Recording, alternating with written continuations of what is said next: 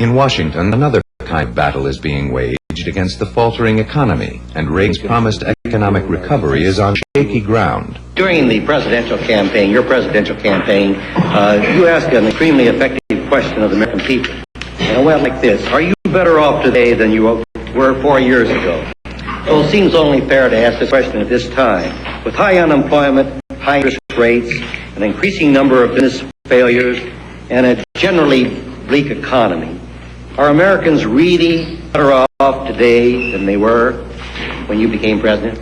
Yes, unemployment has increased because of the recession. But I would remind you that we had almost much. We had in the neighborhood of 8 million unemployed back then, before we came here. We had interest rates of 21.5%. Well, 16. That's still too high. And it's those high interest rates that are delaying our coming out of this recession.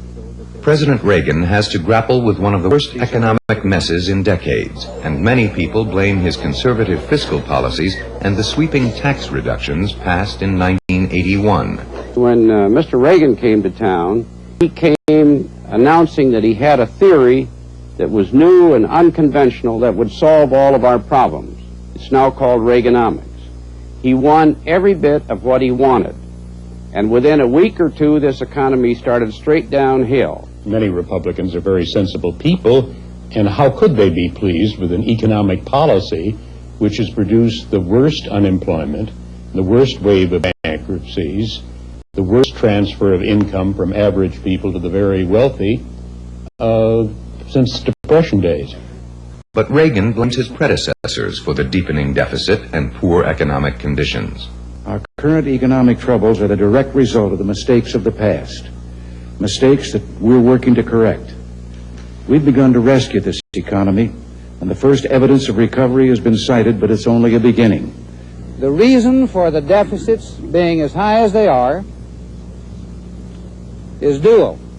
First, because of the excessive Reagan tax cut for the wealthy, and secondly, because of the Reagan recession. As the politicians snipe, most Americans are suffering from the double blow of high inflation and high interest rates. Prices are going up more than ever now. The percentage of prices have went up. An average pair of shoes I was just shopping for here in the mall was $10 cheaper last year, and I think that's quite a large increase. A lot of style has changed because of inflation.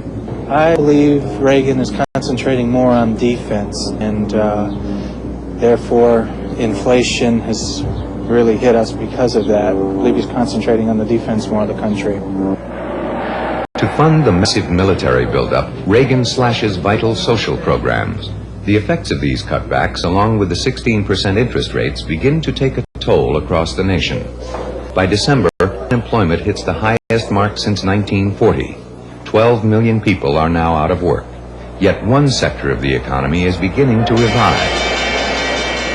In mid-August, the stock market rallies at the news that interest rates are finally declining. Over the next 5 months, Wall Street breaks records, sending the Dow Jones Index of stocks soaring over the 1,000-point mark for the first time in history. It could be that they think that Reaganomics is starting to work. That could be it. It could be, what is it, the slogan, stay with the program? That could be the vogue right, and that could be coming into vogue right now. Maybe people are starting to believe that President Reagan's economic policies are starting to work. Optimism turns to Wall Street, but not to Main Street. I know when I go to work, I see the lines get bigger and bigger outside the unemployment office. In the last few months, they've practically doubled. A lot of people are suffering. And in an act that will come to haunt all Americans, President Reagan signs into law the Savings and Loan Deregulation Bill of 1982. What this legislation does is expand the powers of thrift institutions by permitting the industry to make commercial loans and increase their consumer lending. It reduces their exposure to changes in the housing market and in interest rate levels. This, in turn, will make the thrift industry a stronger, more effective force in financing housing for millions of Americans in the years to come.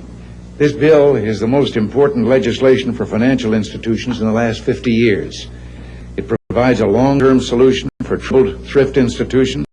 It's pro-consumer, granting small savers greater access to loans, a higher return on their savings, And when combined with recent sharp declines in interest rates, it means help for housing, more jobs, and new growth for the economy.